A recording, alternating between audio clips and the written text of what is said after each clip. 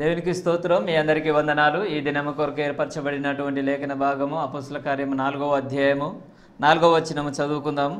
వాక్యము వినిన వారిలో అనేకులు నమ్మిరి, వారిలో పురుషుల సంఖ్య ఇంచుమించు 5,000 ఆయను. ఆమెన్. దేవునికి స్తోత్రం. హల్లెలూయా, హల్లెలూయా, హల్లెలూయా. స్తోత్రం. మన ప్రభువును ప్రియరక్షకుడైనటువంటి, మనల్ని అధికంగా ప్రేమించి మన కొరకు తన ప్రాణాన్ని అర్పించి సమాధిని జయించి గెలిచి 40 దినాలు మన మధ్యలో సంచరించి పరలోకానికి ఎక్కిపోయి మరలా త్వరగా రాబోతున్నటువంటి యేసుక్రీస్తు దివ్యనామంలో మీ అందరికీ నా హృదయపు లోతుల్లోంచి ప్రత్యేకమైన వందనాలు తెలియజేస్తున్నాను. శాంతి టీవీలో ప్రభు కృపను బట్టి గత 3 సంవత్సరాలుగా ఈ కార్యక్రమం చేస్తున్నాం. ఈ కార్యక్రమాన్ని బట్టి నేను దేవుని స్తుతిస్తున్నాను.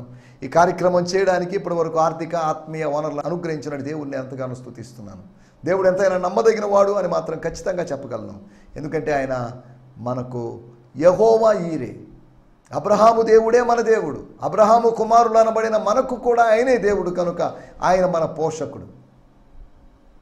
ఎవరిని ప్రజలను అడగపోయినప్పటికీ, మా గూగుల్ పే, మా ఫోన్పే నంబర్లు పెట్టనప్పటికీ, మా అకౌంట్ నంబర్లు ఇవ్వనప్పటికీ కూడా దేవుడు అద్భుతంగా పోషిస్తున్నాడు. దేవుని స్తోత్రం. హల్లెలూయా. దేవుడు నమ్మదగిన వాడు. దేవుని సేవని దేవుని విధానంలో దేవుని చిత్త ప్రకారంగా జరిగిస్తే దేవుని నిధులకు కొరత లేదు అనేటువంటి హడ్సన్ టేలర్ చెప్పినట్టు మాటను మనం జ్ఞాపకం చేసుకోవాలి. దేవుని స్తోత్రం. కాబట్టి ఈ కార్యక్రమాలు ఇలా సాగుతున్నాయి. ఇంకా కొనసాగాలని మీరు ప్రార్థించాల్సిందిగా మిమ్మల్ని ప్రేమపూర్వకంగా కోరుతున్నాం.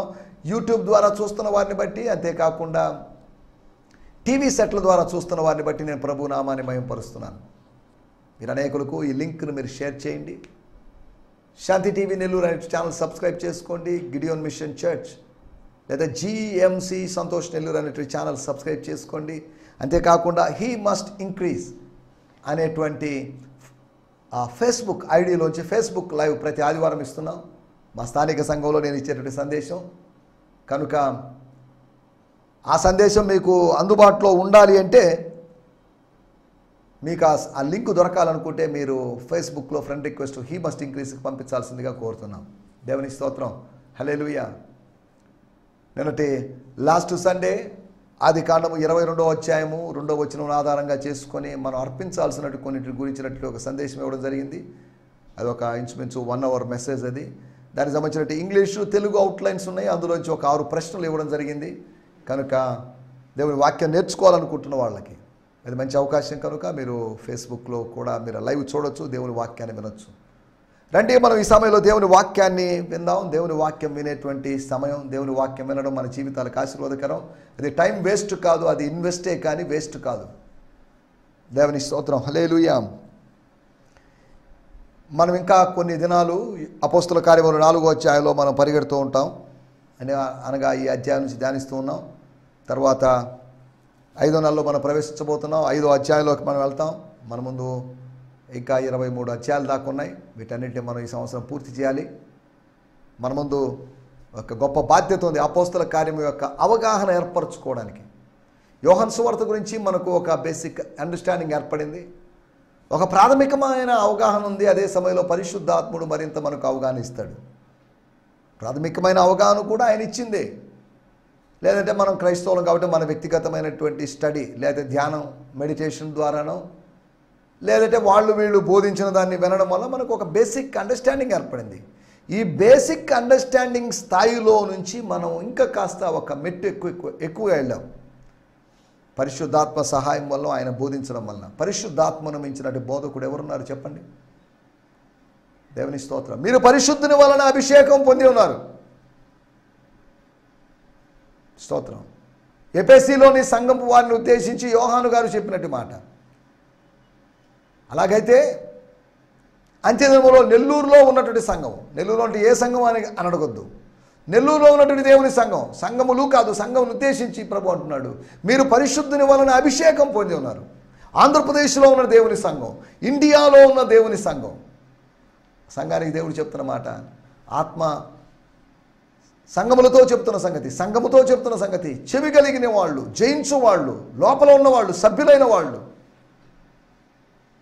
విందురుగాక, విని గ్రహించుదురుగాక, విని విశ్వాసమును పెంపొందించుదురుగాక. దేవుని స్తోత్రం. హల్లెలూయా. కాబట్టి ఈ సమయంలో మనం దేవుని వాక్యాన్ని ధ్యానించుకుంటూ ఉన్నాం. నిన్నటి ఎపిసోడ్లో మనం వేరువేరు స్థలాల్లో దేవుని సేవకులు. ఒక స్థలంలో దేవుడు తన దాసుని ఉంచడు, అలాగనే ఉన్నవాళ్ళు లేరంటే ఉన్నారు. దేవుడు తన దాసుల్ని తిప్పుతూ ఉన్నాడు. తిప్పడానికి కారణం ఏంటి అని మీరు అడగొచ్చు.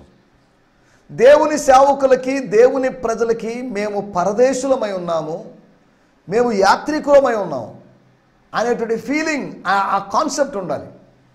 ఒకవేళ స్థిరపడినప్పటికీ, ఎస్టాబ్లిష్ అయినప్పటికీ కూడా, బాగా చక్కగా స్థాపించబడినప్పటికీ కూడా మనకు ఆ ఫీలింగ్లోంచి మనం బయటికి రాకూడదు.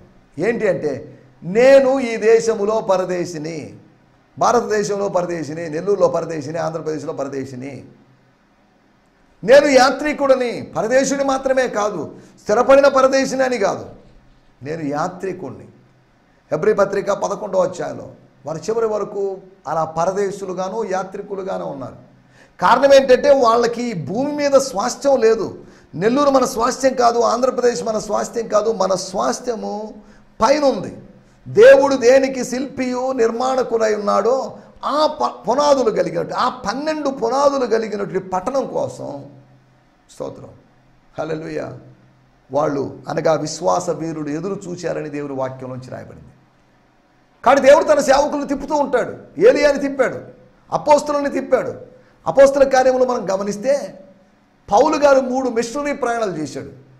ఒకవేళ ఈ దినాల్లో ఎవరైనా పౌలు గారు లాంటి వాళ్ళు చూసి, ఏంటంటే ఏం పని పాటలేదు, ఊర్లో బట్టి తిరుగుతుంటాడు, ఆ ఊరు అంటాడు, ఈ ఊరు అంటాడు, మిషనరీ జర్నీ అంటాడు. ఏంటిది? ఎక్కడైనా ఉండొచ్చు కదా, ఒక చోట ఎక్కడైనా ఆగిపోవచ్చు కదా, ఎక్కడైనా స్థిరపడవచ్చు కదా, ఒక సంఘాన్ని కట్టుకొని అక్కడే సెటిల్ కావచ్చు. ఏంటి ఇదంతా? ఊరూరు తిరిగి ప్రచారాలు, మళ్ళీ సమస్యలు తెచ్చుకోవడాలు ఏంటి అనే విధంగా మాట్లాడచ్చు. పౌలు గారికి అనగా పౌలు గారికి ఇచ్చినట్టే పరిచర్య అటువంటిది. సంచార సువార్థికునిగా, సంచార సేవకునిగా ఆయనకు అప్పగించిన పనిని ఆయన నిర్వహించాడు. కాకపోతే సంఘ కాపరులు అనబడిన వాళ్ళు పరిమితమైపోయి, వాళ్ళు అక్కడితో లిమిట్ అయిపోయి, ఇది మా సంఘం, ఇది వీళ్ళు మా విశ్వాసులు అన్న విధంగా తయారవుతున్నారు. సరే, దేవుని స్తోత్రం, హల్లెలూయా. దేవుడు తన సేవకుల్ని తిప్పుతున్నాడు. యోహాను సువార్త 21వ అధ్యాయంలో దేవుడు యేసు ప్రభు పేతురుతో అన్నాడు, పేతురు గారు, ఓ సోదరుడా, నీవు నీ యవ్వన కాలంలో నీ ఇష్టానుసారంగా తిరిగావు, నీకు తోచినట్లుగా.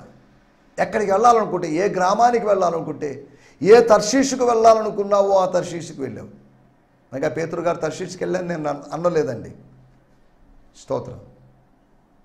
ఇంచుమించు తర్షీషు ప్రాంతంలో ఆయన పేతురు గారు ఉన్నట్టు మనం అర్థం చేసుకోవచ్చు. ఎలాగా? అపోస్తుల కార్యములు 10వ అధ్యాయంలో ఆయన యొప్పే అనేటువంటి రేవు దగ్గర ఉన్నట్టుగా మనం చూడగలం. యోనా గ్రంథము 1వ అధ్యాయంలోని ఆ ఈ జొప్ప ఒకటే, యొప్పే. అనగా అలనాడు యోనా గారు తర్షీషు ప్రాంతం దగ్గర ఉన్నట్లుగా, లేదా యొప్పే ప్రాంతంలో ఉన్నట్లుగా ఆధునిక లేకపోతే మొదటి శతాబ్దం సేవకుడు అనేది పేతురు గారు ఉన్నారు. అనగా తన యవ్వన కాలంలో తన ఇష్టానుసారంగా నడిచాడు. ఈ రోజుల్లో కూడా దేవుని చిత్తము, దేవుని పిలిపేదో గ్రహించకుండా ఇష్టానుసారంగా తిరుగుతున్నారు. తిరిగి అలసిపోయిన తర్వాత, ఆరోగ్యం కోల్పోయిన తర్వాత, ఇంకా కదలలేని పరిస్థితిలో అప్పుడు కూర్చొని ఒక చోట పరిమితం అయిపోయి విశ్వాసులకు ట్రైనింగ్లు ఇచ్చుకుంటూ, విశ్వాసులకు శిష్యత్వపు క్లాసులు నిర్వహిస్తూ, ఏదో పుస్తకాలు రాసుకుంటున్నాం, స్తోత్రం చేసుకుంటున్నాం, ప్రార్థనలో గడుపుతున్నాను సేవకులు. అలా చేయకూడదని కాదు నా మాటల యొక్క ఉద్దేశం. నా మాటల యొక్క ఉద్దేశం ఏంటి అంటే, సేవకులు తిరుగుతూ ఉన్నారు. యేసుప్రభు తన పరిచర్యలు కూడా గ్రామాలని, ఇశ్రాయేలు దేశాన్ని కవర్ చేశాడు. పౌలు గారు, నేను యెరూషలేము మొదలుకొని ఇల్లూరికా వరకు అని అన్నాడు. అనగా నేను ఏషియన్ కాంటినెంట్లోని, ఆసియా ఖండములోని జెరూసలేం అనగా ఇజ్రాయెల్ దేశం మొదలుకొని ఇల్లూరికా అనబడినటువంటి అల్బేనియా దేశములోని ప్రాంతం వరకు, అనగా 2 ఖండాలు కవర్ చేశాను, సంపూర్ణ సువార్తను ప్రకటిస్తూ గడిపాను అని పౌలు గారు చెప్పారు. మనకొక బాధ్యత ఉంది సేవకులారా, మనకొక బాధ్యత ఉంది, మనకొక భారం ఉంది. ఏదో భోజనము తింటూ గడపడం కాదు మన పని, బోధ చేస్తూ మనం ముందుకు సాగాలి. మనకు పని ఉంది, గ్రామాల్లోకి వెళ్ళాలి, పట్టణాలకు వెళ్ళాలి. We have to go here and there. నా నిమిత్తము ఎవరు పోతారు, నేను ఎవరిని పంపుదును అని యెషయా గ్రంథము 6వ అధ్యాయంలో స్వర్గం నుంచి ఒక కేక, ఒక స్వరం వినబడింది. Who will go for me, whom shall I send? నేను ఎవరిని పంపించాలి, ఎక్కడికి పంపించాలి, అసలు ఏంటిదంతా? పంపబడే వాళ్ళు ఎవరున్నారు? నేను పంపుతుంటే వెళ్ళడానికి సిద్ధంగా ఎవరున్నారు? యెషయా అన్నాడు, I'm ready, I'm available, I'm ready sir, చిత్తము నీ దాసుడున్నాడు అని సమూయేలు అన్నట్టుగా. దేవుని స్తోత్రం. అనేక మంది యవనస్తులు లేవాలి, వాళ్ళు పంపబడాలి. వారు ఒరిస్సాకి పంపబడాలి, సెంట్రల్ ఇండియాకి పంపబడాలి, మధ్యప్రదేశ్కి, ఛత్తీస్గఢ్కి, లేదు అంటే జార్ఖండ్కి పంపబడాలి, ఇంకా వేరువేరు ప్రదేశాలకు పంపించబడాలి, వెస్ట్ బెంగాల్కి పంపించబడాలి, భూటానికి పంపించబడాలి, నేపాల్కి పంపించబడాలి. ఇలా వేరువేరు ప్రదేశాలకు పంపించబడాల్సిన అవసరం ఉంది. Our next generation should be sent somewhere. దేవుని స్తోత్రం. హల్లెలూయా. మనకు నిధులు ఉన్నాయా లేదా, మన సంస్థకు నిధులు ఉన్నాయా లేదా, చర్చకు నిధులు ఉన్నాయా లేదా అనే ఆలోచనలు పక్కన పెట్టేసి దేవుని చేత పంపబడాలి. స్తోత్రం. అలా సెండింగ్ జనరేషన్గా నెక్స్ట్ జనరేషన్ ఉండాలని మనం కోరుకుందాం. అలా ప్రార్థన చేస్తాం. వారు చెరలో ఉన్నారని, చెరసాలలో వేయబడ్డారని, వాళ్ళు దేవాలయములో ఉన్నారని, దేవాలయములో సొలొమోను మంటపంలో ఉన్నారని, మంటపంలో కూర్చున్నప్పుడు, మంటపంలో వారితో పాటు మూడో వ్యక్తి ఉన్నప్పుడు, స్వస్థత పొందిన వాడినప్పుడు వారిని కనుగొని గుర్తించి, పేతురు యోహానులు ఈ బ్రదరే కదా, పీటర్ బ్రదరే కదా, సీఫస్ బ్రదరే కదా, కేఫా బ్రదరే కదా, జాన్ బ్రదరే కదా అని చెప్పేసి ప్రజలు వాళ్ళని వింతగా ఫస్ట్ టైం చూసినట్టుగాను, లేకపోతే గ్రహాంతర జీవుల్లాగా వాళ్ళు చూసినట్టు చూస్తుంటే, ఎందుకంటే మీరు అమేజ్ అయిపోతారు, మార్వెల్ అయిపోతారు. ఏంటిదంతా మీకేమైంది? మేమేమీ చేయలేదు, ఏమన్నా జరిగితే యేసు నామములో జరిగింది, యేసు శక్తిని బట్టి జరిగింది, యేసు ఆత్మ ద్వారా జరిగింది, మేమేం చేయలేదండి, వీఆర్ నథింగ్ అండి అన్నట్టుగా చెప్పుకున్నారు. కానీ ఈరోజు నేను ప్రార్థన చేశాను కాబట్టి అద్భుతం జరిగిందండి, నేను ఉపవసించాను కాబట్టి అద్భుతం జరిగిందని చెప్పుకునేవాళ్ళు బోల్డ్ మంది ఉన్నారు. మా సొంత శక్తి చేత కాదు, మా సొంత భక్తి చేత కాదు, అనగా మా సొంత ఉపవాసమో మా ప్రార్థనల వల్ల కాదు ఇది జరిగింది, ఇది యేసు నామములో జరిగింది. స్తోత్రం అని వాళ్ళు దేవుని మహిమపరిచారు. దేవుని స్తోత్రం. వాళ్ళు చెరలో ఉన్నారు, దేవాలయములో ఉన్నారు, కరుడు గట్టినటువంటి మత సంబంధమైనటువంటి యూదా మతపు అధికారుల మధ్యలో, సునగోగ్ లీడర్స్ మధ్యలో, సునగోగ్ మెంబర్స్ మధ్యలో, లేకపోతే సన్హెద్రిన్ మెంబర్స్ మధ్యలో, దేవాలయపు అధిపతి, సమాజ మందిరాధిపతి, రకరకాల వ్యక్తులు అక్కడ కూడుకున్నారు. ప్రధాన యాజకుల యొక్క బంధువులు వీళ్ళందరూ కూడుకున్నారు. స్తోత్రం. వాళ్ళు అధికారుల మధ్యలో ఉన్నారని, అంతేకాకుండా వాళ్ళు సహవాసంలో, పరిశుద్ధుల ఆత్మీయుల సహవాసంలోకి వచ్చారని. తర్వాత ఐదవదిగా మనం ఆలోచించిన విషయం, వాళ్ళు దేవుని సన్నిధిలో ఉన్నారు. క్లైమాక్స్గా, ఫైనల్గా they were in the presence of God. మనం రకరకాల స్థలాలు తిరగొచ్చు, కానీ దేవుని సన్నిధిలో ఉండడం అనేది క్లైమాక్స్. హనోకు భూలోకంలో అక్కడ ఇక్కడ తిరిగాడు, కానీ ఫైనల్గా దేవుని సన్నిధికి చేరాడు. That is the climax of believers life. Heaven is our climax. పరలోకము మనం పతాక స్థాయిని తెలియజేస్తుంది, అది మన గమ్యం. దేవుని స్తోత్రం. హల్లెలూయా. రండి, ఈ సమయంలో మనం దేవుని వాక్యాన్ని ధ్యానించుకుందాం. అపోస్తుల కార్యములు 4వ అధ్యాయము 4వ వచనం. Book of acts 4th chapter verse 4. వాక్యమును వినిన వారిలో అనేకులు నమ్మిరి. వాక్యమును వినిన వారిలో అనేకులు నమ్మిరి. వారిలో పురుషుల సంఖ్య ఇంచుమించు 5,000. దేవుని స్తోత్రం. హల్లెలూయా. నేను చదువుతున్నాను అపోస్తుల కార్యములు 4వ అధ్యాయము 4వ వచనం. Book of acts 4:4. But many of those who heard the word believed, and the number of the men came to about 5,000.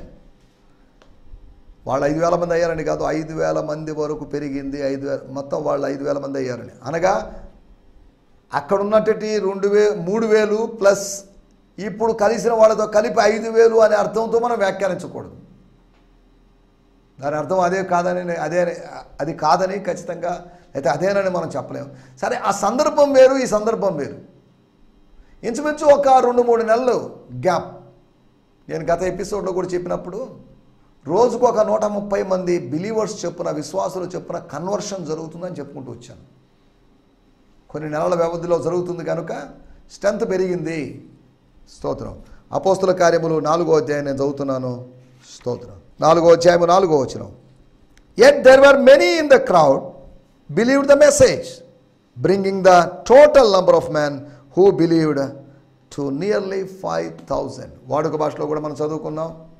స్తోత్రం. వాళ్ళ సందేశాన్ని వినిన అనేకులు విశ్వాసులయ్యారు. వాళ్ళ సందేశాన్ని విన్నటువంటి అనేకులు శిష్యులయ్యారు, ఆ విశ్వాసుల సంఖ్య విశ్వాసులయ్యారు. ఆ విశ్వాసుల సంఖ్య సుమారు 5,000 దాకా పెరిగిపోయింది. 5,000 దాకా పెరిగిపోయింది. 5,000తోనే ఆగిపోయింది అనేది ఇంకా పెరుగుతుండొచ్చేమో. సరే, మనకు వాటిలోకి వెళ్ళలేదు.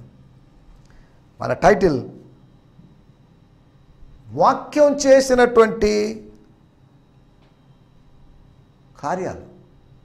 వాక్యం చేసినటువంటి కార్యం, things that were done through the word of God.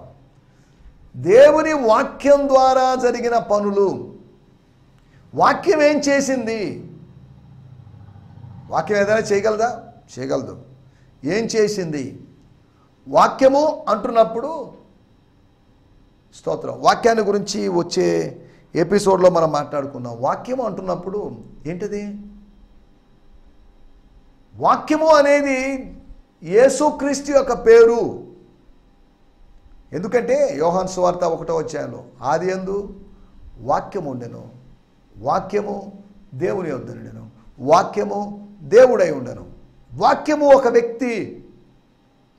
వాక్యం అంటే కొన్ని వ్యాఖ్యలు కాదు. వాక్యం అంటే ఒక వ్యక్తి. ప్రకటన గ్రంథం 19వ అధ్యాయంలో రాయబడింది, వాక్యము అను పేరు కలిగిన వాడు ఒక ఆయన ఉన్నాడు. దేవుని స్తోత్రం, హల్లెలూయా. అనగా మనం వాక్యాన్ని గురించి, మనం వాక్యం ఏం చేసింది, 4 ప్రాముఖ్యమైన విషయాల్ని నేను మీకు జ్ఞాపకం చేయబోతున్నాను. వాక్యం చేసే పనులు. వాక్యం పనిచేస్తుంది, ఖచ్చితం. That's a creative. The word of God is innovative. The word of God is active. చైతన్యం కలిగింది, జీవం కలిగింది, క్రియాశీలత కలిగినది, కార్యసిద్ధిని కలుగు చేసేది దేవుని వాక్యం. దేవుని వాక్యం అద్భుతం. దేవుని స్తోత్రం. దేవుని వాక్యము విత్తనం, దేవుని వాక్యము దర్పణం, దేవుని వాక్యము తేనె, దేవుని వాక్యం ఆహారం, దేవుని వాక్యం ఇలా వేరువేరుగా పోల్చబడింది. స్తోత్రం. ఈ దేవుని వాక్యము చేసినటువంటి వాక్యాలు, చేసిన కార్యాలు, లేదంటే వాక్యం చేసిన కార్యం, దాని గురించి మనం మాట్లాడుకోబోతున్నాం. 4 విషయాలు మీకు త్వరగా జ్ఞాపకం చేయబోతున్నాను. స్తోత్రం, హల్లెలూయా. నంబర్ 1, మొట్టమొదటి మాట. ఈ 4వ అధ్యాయం 4వ వచనం ఆధారంగా చేసుకుని మనం ఆలోచిస్తున్నాం. ఇక్కడ రాయబడింది, వాక్యము వినిన వారిలో అనేకులు నమ్మిరి. విన్నారు, నమ్మారు. దీని మధ్యలో ఏం జరిగింది? వినడానికి, నమ్మడానికి మధ్యలో, లిజనింగ్కి, బిలీవింగ్కి మధ్యలో ఒక మానసిక సంఘర్షణ ఉంటుంది. వినది నిజమా కాదా? ఏం చెప్తున్నారు? ఏంటి స్టోరీ? ఏంటి ఇదంతా? ఎందుకు లేండి మనకి ఇదంతా? విన్నది విశ్వసించాలా వద్దా? విన్నదాన్ని బట్టి దాన్ని వివాదంగా మారుద్దామా? దాన్ని బట్టి వాదాల్లోకి దిగుదామా? స్తోత్రం అనే దృక్పథాలు ఉన్నాయి. ఒకటి, మొట్టమొదటి విషయము, వాక్యం చేసిన పని. వాక్యము ప్రజలను ఒప్పించింది. The word of God convinced the people. 5,000 మందిని ఒప్పించింది. ఒప్పించడమేనా? నొప్పించింది దేవుని వాక్యం. మొదట నొప్పించింది, తర్వాత ఒప్పించింది. మొదట నొప్పించింది అంటున్నప్పుడు అపోస్తల కార్యములు 2వ అధ్యాయములో 37వ వచనంలో, వారు ఈ మాట విని హృదయములో నొచ్చుకొని, ఆ ఫుట్నోట్లో రాయబడింది, పొడవబడి హృదయములో నొచ్చుకున్నారు. ఎప్పుడు?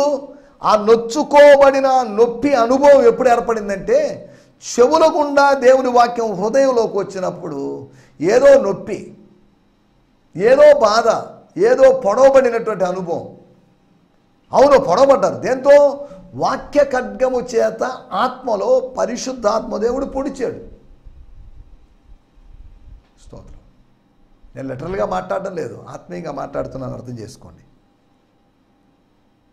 స్తోత్రం.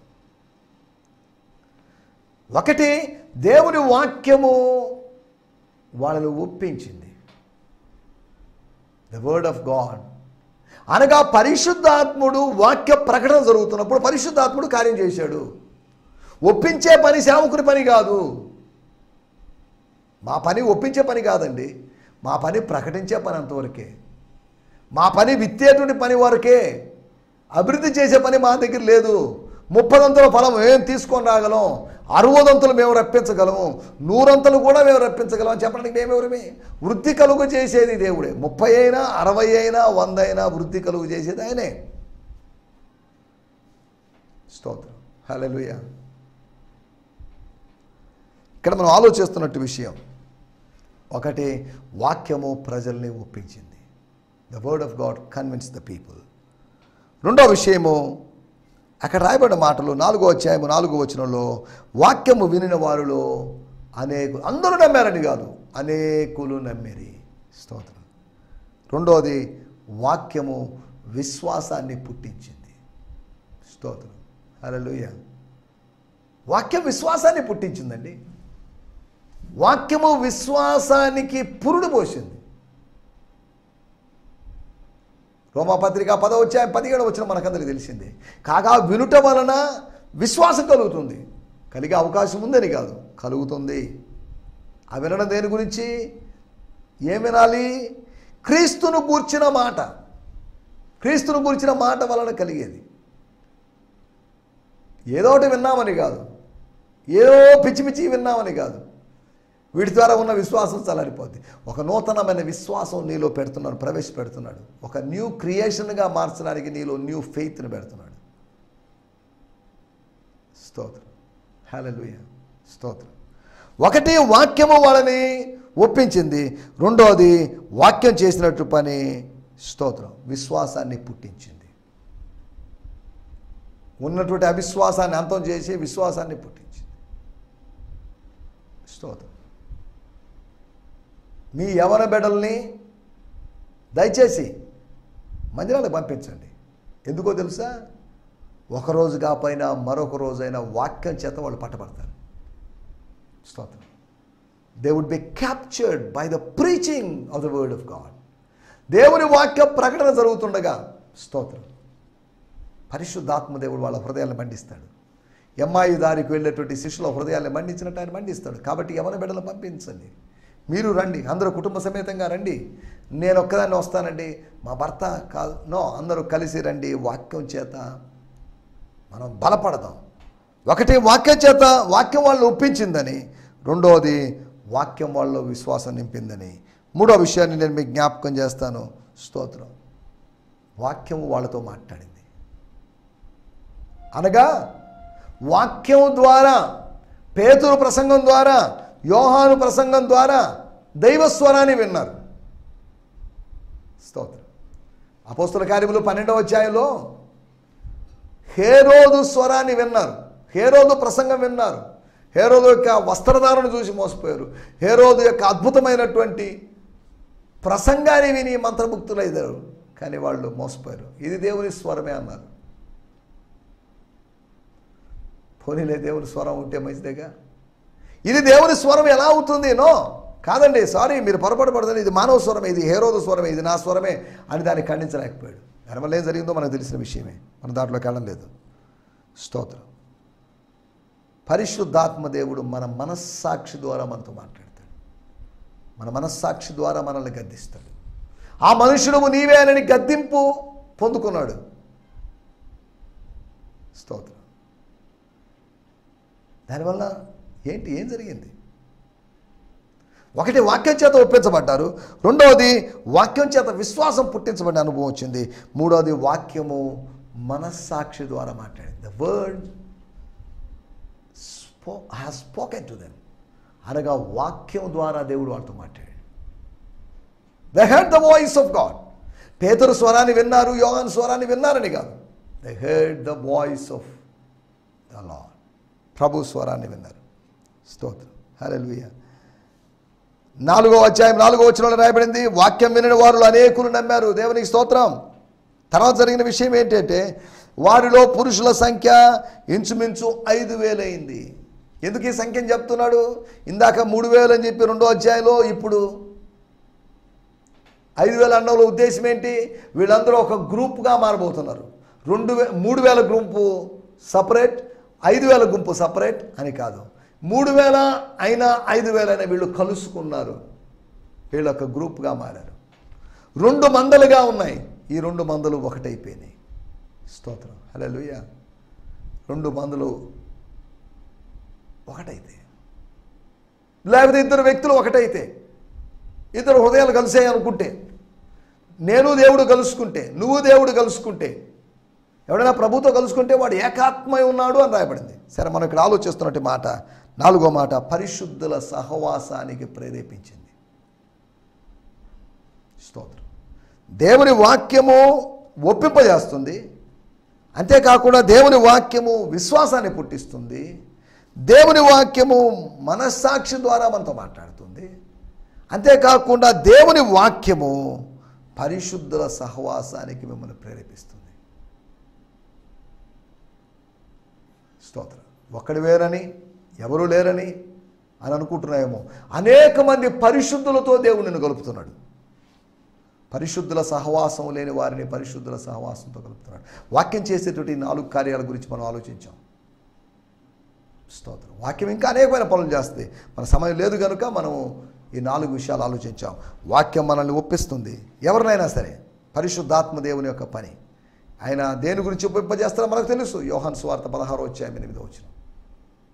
స్తోత్రం. ఆయన పాపమును గురించి, నీతిని గురించి, తీర్పును గురించి ఒప్పింపజేస్తాడు. సర్వసత్యంలో నడిపిస్తాడు. స్తోత్రం. ఆయన ఒప్పింపజేసేటువంటి దేవుడు. వాక్యం ఒప్పిస్తుందని, అంతేకాకుండా వాక్యం విశ్వాసంతో నింపుతుందని, విశ్వాసాన్ని అనుగ్రహిస్తుందని, అంతేకాకుండా వాక్యము మనతో మాట్లాడుతుందని. స్తోత్రం. అంతేకాకుండా పరిశుద్ధుల సహవాసానికి వాక్యం ప్రేరేపిస్తుందని. ఈ యవనేచ్ఛ నుంచి పారిపోయి ప్రభువు నామములో ప్రార్థించే వారితో కలుసుకో. అందరితో కలుసుకోవద్దు. ప్రభువు నామములో ప్రార్థించే వారితో కలుసుకో. అనగా పరిశుద్ధాత్ముడు, అనగా వాక్యం ద్వారా మనల్ని సమాజంగా కూడుకోమని హెచ్చరిస్తున్నాడు. వాక్యాన్ని బట్టి పరిశుద్ధుల సహవాసానికి కావాల్సిన ప్రేరేపణ కలుగుతుంది. దేవుని స్తోత్రం. ఇటు వాక్యం ద్వారా లబ్ధి పొందుతూ మనం ముందుకు సాగడానికి ప్రభు మనందరికీ సహాయం చేయనుగాక. ఆమేన్. హల్లెలూయా. హల్లెలూయా. మీ అందరికీ వందనాలు. ఈ సందేశము మీకు ఆశీర్వాదకరంగా ఉందని నమ్ముచున్నాము. ప్రార్థనా అవసరతల కొరకు మమ్మల్ని సంప్రదించవలసిన మా చిరునామా గిద్యోన్ మిషన్ చర్చ్, 6వ వీధి, శాంతినగర్, నెల్లూరు 4, ఆంధ్రప్రదేశ్. పిన్ 524004. మా ఫోన్ నంబర్లు 7036443613 మరి ఒక నంబర్ 9392293010. మా ఈమెయిల్ ఐడి gfihmi2015@gmail.com. దేవుడు మిమ్మును ఆశీర్వదించునుగాక. ఆమేన్.